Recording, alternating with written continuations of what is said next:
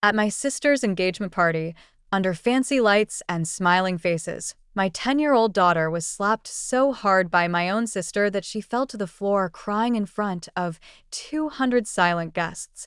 Instead of stopping her, my parents blamed us and told us to leave. That night, I didn't just lose my family. What happened after that slap didn't just ruin their party, it exposed the truth they tried to hide for years. And this time, everyone saw it. Hi, my name is Evelyn Brooks. I'm 35 years old, a widow, and the mother of a 10-year-old girl who saved me in more ways than I ever expected. This isn't just a story about a party gone wrong. It's about the night everything cracked open, the masks, the family lies, and the silence I kept for too long. If you saw me on the street, you'd probably think I had things under control. I live in a quiet part of Los Angeles in a 2-bedroom apartment that once belonged to my husband. It's not a palace, but it's ours. He passed away 3 years ago in a highway accident. One second, he was on the phone with me telling me he'd be home late, and the next I was signing his death certificate. Since then, I've raised our daughter, Zoe, alone. She's 10 now, kind, creative, a little shy, and she has the kind of eyes that notice everything. I've done my best to keep life stable for her. I work freelance from home as a digital illustrator. We have our routines: morning cereal, weekend library visits, and late-night Disney movies with popcorn. But peace is a delicate thing when your family believes you're a mistake they never wanted. My parents, Linda and Frank, never truly forgave me for marrying beneath our class, as they put it. They barely acknowledged my husband when he was alive. And after he died, they acted like I'd chosen widowhood just to shame them further. As for my younger sister Jessica, she was always their perfect porcelain doll. Blonde, brilliant, beautiful, and now a successful lifestyle influencer with nearly 2 million followers.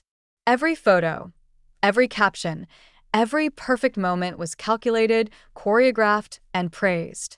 I was the forgotten daughter, the inconvenient one.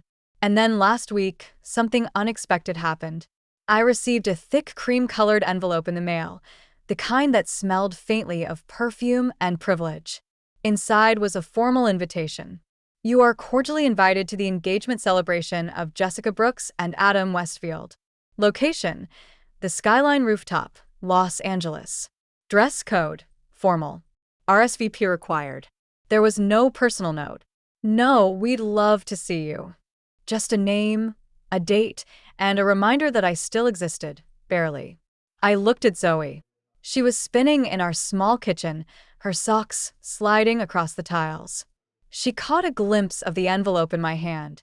"Is that from Grandma?" she asked, eyes hopeful. I hesitated. "It's from Aunt Jessica. She's getting engaged." Zoe's eyes lit up. "Are we invited?" I wanted to say no. I wanted to tear it in half. But instead, I said, "Yes, we are." I didn't know then that accepting that invitation would change everything. Zoe spent the next few days obsessing over what to wear. She eventually chose a soft lavender dress with embroidered daisies on the sleeves, the same one she wore to her last school recital. She twirled in front of the mirror, arms out like she was catching sunlight. "Do you think Aunt Jessica will like it?" she asked.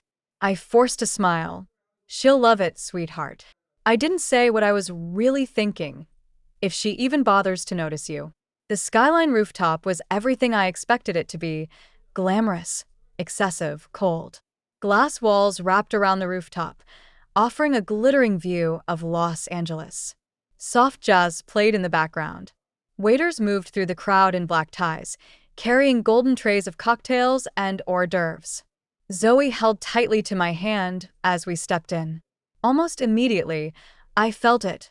The shift in a room, the glances, the forced smiles. The air around us thickened, as if we disturbed something sacred just by walking through the door. My mother, Linda, spotted us from across the room. She approached in a navy blue satin gown, her hair twisted into a tight bun, her expression sharp enough to cut. She gave me a nod so small it was nearly a dismissal, then turned to Zoe. "Who let you come here?" she hissed under her breath. "This is an elegant event, not a playground." Before I could say a word, she placed a hand on Zoe's shoulder and pushed her, not forcefully, but hard enough to make her stumble. Zoe, already nervous, wobbled on her feet. And that's when it happened. The glass of red punch she'd been holding slipped from her hand. Time slowed. The punch flew through the air, arching in a perfect crimson wave, and landed directly on Jessica's pristine ivory gown. A loud gasp rippled through the guests. Jessica stood frozen, staring down at the stain blooming across her midsection like a wound. Then her eyes snapped to Zoe. "You stupid little girl," she shouted. "Do you have any idea what you've done? You ruined my dress." She raised her hand and, without hesitation, slapped Zoe across the face. The sound echoed, sharp and violent. Zoe let out a yelp and collapsed into sobs. Her hands flew to her cheek as her body folded in shame and fear. I rushed forward, dropped to my knees, and wrapped my arms around her. "What is wrong with you?"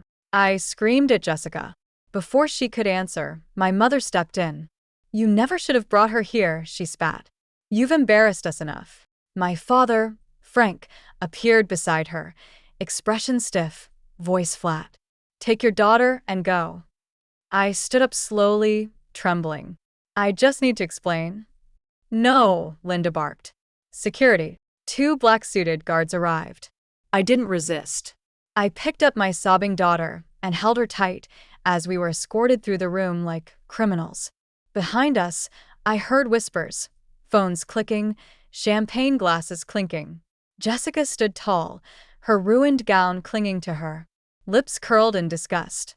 And just before I reached the exit, I caught a glimpse of Megan, an old friend from college. Her face was pale. Her phone was raised. She was filming.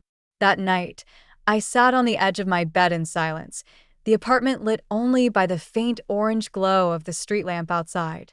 Zoe had cried herself to sleep. Her cheek still held the faint red outline of Jessica's hand. I dabbed it gently with a cold cloth, my own hands shaking too much to hold it steady. I stared at the walls of our apartment, our safe place. The only thing left of a life I had built with my husband. The walls were lined with Zoe's drawings. A chipped bookshelf he had assembled. A crooked photo of the 3 of us at the beach. And still, I had let them hurt her. I had walked her right into it. I was drowning in guilt when my phone buzzed a message. "Megan." Hey. I don't know if you saw me at the party, but I recorded what happened. All of it. I couldn't just stand there. Do you want me to send it? My breath caught. My fingers hovered over the screen. Yes, I typed, barely able to move. Seconds later, the video downloaded. I opened it. There it was. Every second. The crowd. The tension. Linda's harsh whisper. Zoe. Stumbling. The punch flying. Jessica's slap. My screams. My parents' orders. Security dragging us out. Zoe sobs. It played like a horror film starring the people who were supposed to protect us. Tears spilled down my face, not from sadness this time, but fury. I played it again. This time, I watched their faces carefully. Jessica's disgust. Linda's authority. Frank's indifference. And in the background, guests staring, watching, doing nothing. They all saw it. They all knew. I walked to the living room and found Zoe curled up on the couch, a stuffed fox pressed against her chest. Her eyes fluttered open. "Mommy," she whispered. "I'm here, baby," I said, kneeling beside her. She looked at me, her voice small. "Was it my fault?" "No," I said firmly. "None of it was your fault." She was quiet for a moment, then said, "I didn't mean to ruin anything. I just wanted to be part of the family." I hugged her so tight, I could barely breathe. And then she did something I'll never forget. She sat up, took my phone, and opened the video. Her voice calm but steady, she said, "People should know the truth." She recorded herself, sitting cross-legged, her swollen cheeks still visible. "My name is Zoe. I'm 10 years old. Yesterday, I went to my Aunt Jessica's engagement party. I spilled a drink by accident. She hit me, then they kicked us out. That was all. Simple. Honest. My fingers trembled as I held the phone. Megan had done her part. Now it was my turn. I didn't know what would happen when the world saw the truth. But I knew this. I wasn't going to stay silent anymore. The next morning, sunlight poured through the blinds, warm and indifferent, like the world hadn't watched my child get assaulted and thrown out like trash just hours before. Zoe was still asleep when I opened my laptop. My hands hovered over the keyboard as I typed. Child assault lawyer near me. I'd never filed a legal case in my life. But something had shifted in me. I wasn't just a mother anymore. I was a shield. By noon, I had an appointment with attorney Carla Reyes, a child advocacy specialist recommended by Megan. She had helped families in abuse cases. And when I told her what happened, she didn't flinch. You have video proof? She asked. I handed her my phone. She watched in silence. When the slap echoed through the tiny office, she paused, looked up at me, and said, "We're filing criminal charges for child physical assault against Jessica Brooks. We'll also add emotional neglect and endangerment charges against your parents, Linda and Frank." The words were cold, precise, just what I needed. That evening, I sat down with Zoe and explained what I was doing. This isn't just to punish them, I told her. It's to make sure they can never hurt you, or anyone else again. Zoe nodded, her little fingers wrapped around her stuffed fox. Are we going to win? We already did, I said quietly, the moment you told the truth. By the next day, a restraining order was filed against Jessica, Linda, and Frank. They were legally barred from approaching us or contacting Zoe in any way. Attorney Reyes submitted the video to the court as primary evidence, along with Zoe's recorded statement. We filed the case in family court and juvenile protection services under California's Child Protection Act. Reyes explained that slapping a minor in a non-parental role, especially at a public event, was a criminal offense. And because Linda and Frank failed to intervene and instead facilitated the ejection, they were also liable. It wasn't just a case. It was a message. You don't get to hit a child and walk away clean. Not anymore. That same night, I received a call from the court's assigned child welfare officer. She had seen the video. We'll be doing a follow-up at your residence, she said gently. Not because we doubt you, but because we want to show this child has someone who stood up for her. I looked across the room at Zoe, drawing quietly at the kitchen table. Yes, I said, voice steady. She does. I never expected what came next. Megan had asked for my permission before sharing the video online. At first, I hesitated. I wasn't interested in turning our pain into internet drama. But then I watched Zoe's recorded voice again, the strength in her 10-year-old words, the quiet heartbreak in her eyes. This isn't revenge, I told Megan. It's truth. She posted it that evening, a clip of Zoe speaking softly, followed by the raw footage of the party. The punch spilling. The slap. The cries. The crowd. The silence. There was no music. No editing. No filters. By morning, it had over 200,000 views. By lunch, #JusticeForZoe was trending on Twitter, TikTok, and Instagram. Parenting bloggers reposted it. News pages picked it up. Activists weighed in. Celebrities commented. Unacceptable. She's a child. People weren't just watching. They were enraged. Why did no one stop her? Where were the other guests? This is what happens in perfect families behind closed doors. And beneath it all, one sentence echoed everywhere. Zoe, we believe you. Jessica tried to respond. Of course she did. 2 days after the post went viral, she uploaded a heavily edited video to her page, soft piano playing in the background, her makeup carefully done to look undone, her voice trembling just enough. I'm deeply sorry for how things looked, she said. But I was under immense stress. There was a misunderstanding. I love my niece. She never said Zoe's name, never mentioned the slap. Instead, she suggested that the incident had been manipulated by people trying to harm her brand. Then came the worst part. She implied I had encouraged Zoe to act out for attention. I was shaking when I watched it. Zoe, who had been coloring quietly next to me, looked up. She's lying, she said calmly. I know, I replied. But the world wasn't buying Jessica's performance. Her comments section exploded. She hit a kid, and now she's crying for followers. Evelyn, we believe you and your daughter. Save the fake tears. The internet has receipts. Jessica started bleeding followers. Brands distanced themselves. Her upcoming product launches were canceled within 48 hours. Sponsors issued statements condemning her actions. It was a storm, but for once, it wasn't raining on us. Megan called and said, "They thought they could control the story, but you changed the ending." I wasn't celebrating, but I was breathing. Zoe asked, "Are we safe now?" I nodded. "We're getting there." It was the third night after the video went viral when I heard a knock at the door. I wasn't expecting anyone. I looked through the peephole and froze. Adam, Jessica's fiancé, or maybe not anymore. He stood in the hallway wearing the same suit from the engagement party.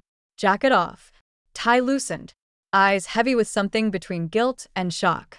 I opened the door slowly. "Hi," he said quietly. "Can I talk to you for a minute?" I didn't move. I waited. "I saw the video," he continued. "And the comments. I didn't know what to say until now. But I needed to say something." I stepped aside and let him in. Zoe peeked up from the couch where she was holding her stuffed fox.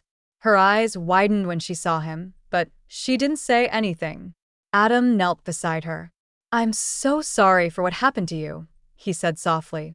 "What Jessica did, what your family did, it was wrong. And you were really brave to speak up." Zoe gave a small nod and looked down. He stood and turned to me. "I didn't want to believe it," he said. "But after I saw it, I couldn't unsee it." I offered him a glass of water, which he didn't touch. He just stared into the distance like he was trying to piece something together. "There's more," he said. "After everything happened, I couldn't sleep. I remembered Jessica had mentioned working with a PR team for the engagement, so I checked the shared email folder from our wedding planning." He pulled out his phone and opened a series of emails. There were messages between her and her manager. She was negotiating a $500,000 brand deal for our wedding content, behind my back. And she made it clear she was planning to push a prenup that would favor her. Once the hype died down, then she'd move on. My mouth went dry. "She never loved me," he said quietly. "She loved the image of me." I didn't know what to say. Then Adam added, "I broke it off this morning. I told her. I told her mother. I've already ended all pending business deals and canceled the brand contracts." Zoe looked up from the couch. "Does that mean you're not going to marry Jessica?" Adam gave her the gentlest smile I'd ever seen. "No, Zoe." "I'm not." He turned to me one last time. "You were right, Evelyn. About all of them. And I'm sorry it took this long for me to see it." And then he left, and for the first time in years, I felt like someone had finally stood beside me, not because they were expected to, but because it was the right thing to do. 3 days later, I received an email marked urgent. It was from my father. "We need to talk. This has gone too far. A private resolution meeting has been scheduled. Attendance is expected. No apology, no remorse, just expectation." I stared at the screen, heat rising in my chest. For years, I would have deleted something like this without a second thought. But this time I didn't. I forwarded it to Attorney Reyes, who replied with a single line: "If you go, don't go alone." I took her advice, legally and emotionally. I told her I'd handle myself, but I made sure Zoe stayed with Eleanor during the meeting, just in case. The venue was a neutral office space in Beverly Hills, classy, quiet, and personal. When I entered the room, Jessica sat with her arms crossed and sunglasses on, like she was shielding herself from shame. My mother, Linda, wore a pressed cream blouse and a rehearsed look of concern. Frank didn't even look up. I took a seat directly across from them, calm and still. Jessica was the first to speak. "You've embarrassed this family beyond belief." I said nothing. "You let your daughter post lies online." "They weren't lies." I cut in. Linda sighed. "Evelyn, this could have been handled privately, like adults." "You mean swept under the rug?" I asked. "Like everything else, you've always been dramatic," she snapped. "You're doing this to make us look bad." I leaned forward and met her eyes, unshaken. "No." "You made yourselves look bad." And then Adam walked in. Everyone turned. "I've heard enough," he said. "Jessica, you used me. You used your niece. You tried to twist the truth to save your image." He placed a folder on the table. "These are formal terminations of all business contracts we had. I've pulled every investor, the wedding's off, and I want nothing to do with you or the circus." Jessica's lips parted, but no words came out. She looked like she was watching her world crumble in real time. Frank finally spoke. "Adam, let's not make a scene." "You already did," Adam said coldly. As I stood to leave, Jessica shouted after me, "You always wanted this, didn't you? To ruin me." I paused at the door, turned, and said quietly, "No, I wanted you to love us. But since that was too hard, at least now we're free." And then I walked out. Zoe was waiting in the next room, coloring with Eleanor. When she saw me, she smiled and ran to me. That meeting didn't just end a chapter. It ended a legacy of silence I'd been carrying my entire life. The day after the meeting, I woke up to sunlight streaming through the blinds, not the heavy kind that mocked your grief, but the kind that gently reminded you, you made it through the storm. Zoe was still asleep, curled under her favorite fox blanket, her mouth slightly open, her cheeks finally free of tension. The apartment, my late husband's apartment, felt different. For the first time in years, it didn't feel like a place I was clinging to. It felt like home. I made coffee, sat at the small dining table, and opened my laptop. The freelance jobs were steady, but something in me wanted more now. Not more money, more purpose. And that's when it came to me.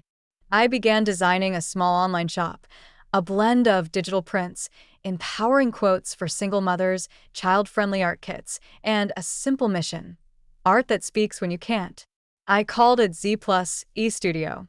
Within a month, we had over 10,000 followers on Instagram. Orders came in steadily. Parenting pages began reposting my designs. A children's charity reached out to collaborate. Zoe helped with packaging and even designed a few doodles of her own that we turned into stickers. She would hold them up and ask, "Do you think other kids like this?" "I think they'll love it," I'd say. And people did. The same community that rallied behind Zoe's voice now supported our healing. Eleanor checked in often, more like a mentor than a mother-in-law. Megan became a regular visitor, bringing cookies and updates about the world we had quietly stepped away from. Jessica tried a few more times to control the narrative online, but the damage was done. Her voice had lost its grip. Linda and Frank, they obeyed the restraining order. Mostly because they didn't want further public backlash, but also, I believe, because deep down, they knew they'd crossed a line they could never walk back from. I wasn't angry anymore. Just done. One evening, as Zoe and I sat on the floor surrounded by sketchbooks and snack wrappers, she looked up and asked, "Is this what normal feels like?" I thought for a moment.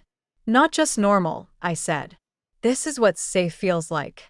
She leaned against me, our pencil still in hand, and whispered, "I like it here." And I realized I didn't just win a case. I didn't just silence the people who hurt us. I built something better in their place, something real, something ours. It was a quiet Wednesday afternoon. Zoe was at her desk drawing a fox in a superhero cape. I was responding to customer emails from the shop when my phone buzzed. Unknown number. I almost didn't answer, but something in me said I needed to. I picked up. "Evelyn," came the voice. Low, familiar. My father. I said nothing. "I'm not good at this," he began.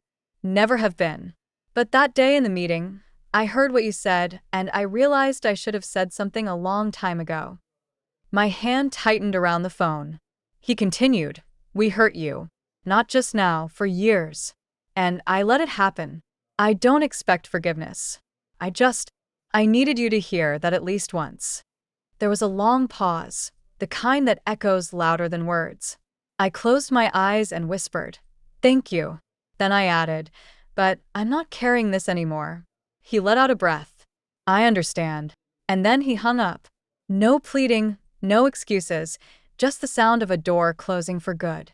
That night, I pulled out an old photo album I had stored in the back of the closet. The cover was worn, its corners bent. Inside were pages and pages of family photos from when Jessica and I were kids, birthday parties, vacations, graduations. Almost every picture centered around her. In one holiday photo, I was only half visible, hidden behind the tree, forgotten even in print. Zoe sat beside me and flipped through the pages. She pointed to the picture with the tree. "Why weren't you in more pictures?" I smiled faintly and brushed her hair behind her ear. "Because they didn't see me," I said. "Not the way I needed them to." Zoe was quiet for a moment. Then she closed the album, looked me straight in the eyes, and said, "I see you." That was it, the words I didn't know I had been waiting my whole life to hear. I hugged her tightly and let the tears fall. Not because I was broken, not because I was angry, but because I was finally free. The next day, I packed that photo album into a cardboard box and slid it into the back of the closet, not out of hatred, not to erase the past, but simply to make room for the life we were now building. One built not on duty or silence, but on truth, choice, and love. A few weeks later, I did something I hadn't done in years. I booked a trip just for Zoe and me. No obligations, no family, no hidden guilt in the shadows. Sedona, Arizona. It had been my dream destination for a long time. Something about the red rocks, the open sky, the silence of the desert always called to me. But there had always been some excuse to cancel. Not this time. We stayed in a small cedar cabin tucked just beneath the cliffs. There were no neighbors, no noise, no pressure to perform or prove anything, just us. Zoe ran along the hiking trails during the day, collecting little stones and pointing out shapes in the clouds. At night, we sat outside wrapped in thick blankets, sipping hot cocoa and tracing constellations. There was no internet, no calls from lawyers, no reminders of Jessica's betrayal or my parents' absence, just wind, stars, and peace. One evening, as the sun dipped low over the horizon and turned the rocks gold, Zoe and I sat on a wooden bench overlooking the valley. She leaned her head against my shoulder, her legs swinging freely. "Do you think they miss us?" she asked. I didn't pretend to misunderstand. "Maybe," I said. "But missing someone doesn't mean they were good to you." She was quiet for a moment. Then, with all the calm wisdom of a child who had already lived through more than most adults, she asked, "Will we see them again?" I took a breath. "Maybe," I said truthfully, "but not if it means we have to be small to fit into their world." Zoe nodded slowly, letting my words settle deep. She looked up at the sky. "I like our world better." "So do I whispered, and I meant it. I didn't just walk away from a party that night. I walked away from a lifetime of silence, shame, and trying to be enough for people who only ever saw me as a shadow. I walked into a new life, a better one. One where my daughter knew she mattered. One where I finally knew I did too. And as we sat there, the desert wind brushing through our hair and stars beginning to blink awake above us, I realized something. This wasn't the end of our story. It was only the beginning. Thank you so much for watching the story. If it touched your heart or made you think, please give it a like. I'd love to hear your thoughts in the comments below. And if you enjoy stories like this, don't forget to subscribe to the channel for more powerful real-life inspired content. Your support means everything.